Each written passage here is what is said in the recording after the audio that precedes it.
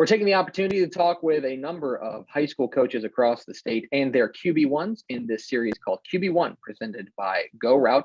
And here to talk with us today, we're going down to Austin to talk with the Cardinals down there, head coach at Austin Del Valle, head coach Bobby Acosta, and QB1 for the Del Valle Cardinals, Tim Caldwell. Guys, how are you? We're doing very well. Thank you for having us on. Absolutely.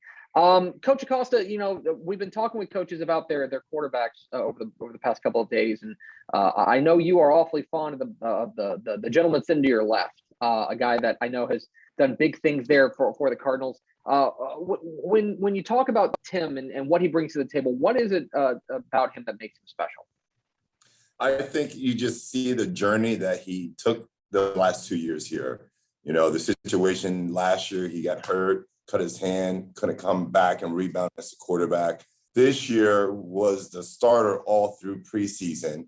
And then there was, I classified them as 1A, 1B, and Tim happened to be 1B. And he was devastated when he heard. And I just said, Tim, just keep on fighting because you're going to get your opportunity again.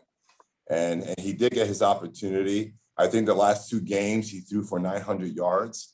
And yeah. And I think he became a leader among our team here. I know there's one game that he got all the offensive lineman t-shirts. And that was a leadership skill that a lot of our guys didn't have yet. And I was so excited when he did that. And the line played better for him that game. Yeah. Tim, I'm interested, from your perspective. As Coach mentioned, you've been through some adversity. You've had to fight your way to become QB1. Do you feel like that kind of adversity and that journey made you a stronger quarterback altogether? Oh yes, sir, for sure. I had to keep working because just like Coach Acosta said, at first I wasn't a starter, so I had to get my head right and I had to start being a leader for the team. And after that, really just took off for our team. Coach Acosta, of course, this is brought to you by our friends at GoRout. I know that you're a big advocate of that of the technology that they've got going over there. Can you maybe for people who have never experienced it, can you just take people through what what you get out of it and how it makes your practices more efficient and effective? Yeah, I've been using GoRout the last 3 stops at the College of St. Scholastica, IMG last year, and now this year. Coach Furco was actually my GA at Syracuse. So he introduced this product to me. And I know this, at St. Scholastica, we ran about 95 plays a game, but we ran that during the week of practice because of GoRoutes. This past season, defensively, we put it on our guys for the scout team so they can align as fast as possible. And, pretty much it's a wristband. It looks like something like this. They'll get to play on the wristband and a line so our offense could play at warp speed. And it doesn't get our players with the coaches with the cards trying to explain the responsibility. You could all do that on the card in the app. And the coaches on the sidelines, is an easy app. They just flip back and forth and it allows the plays to go through quicker. Tim, let me ask you a little bit about your growth as the quarterback. Between the injury and then the ability to kind of make your way through and become QB1. How do you feel like where do you think you have improved the most as far as your game is concerned? Improved the most, probably my leadership skills, really. That and just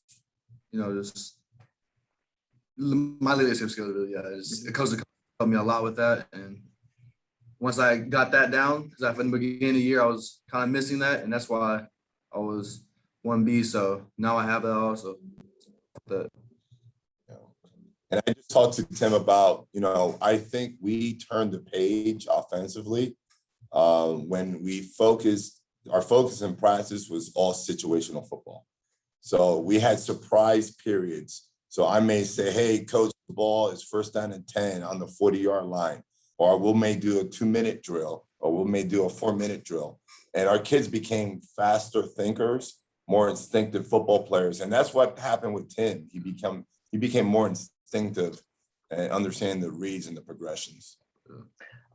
Coach, let me ask you a little bit. This is your first year there at Del Valle.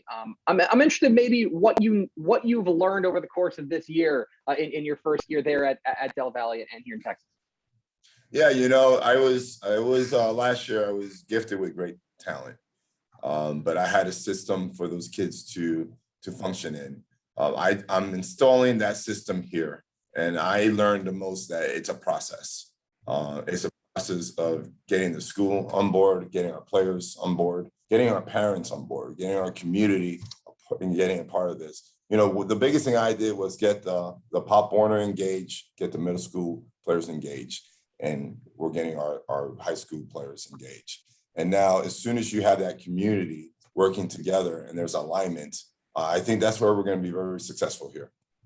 And Tim, finally, you know, you're a guy whose future is very bright. Obviously, you know, what you showed there towards the end of the season was awfully impressive. I'm interested in what you think is the next step to go from being a great quarterback to, you know, an elite quarterback. What are you going to be focusing on as far as improving is concerned?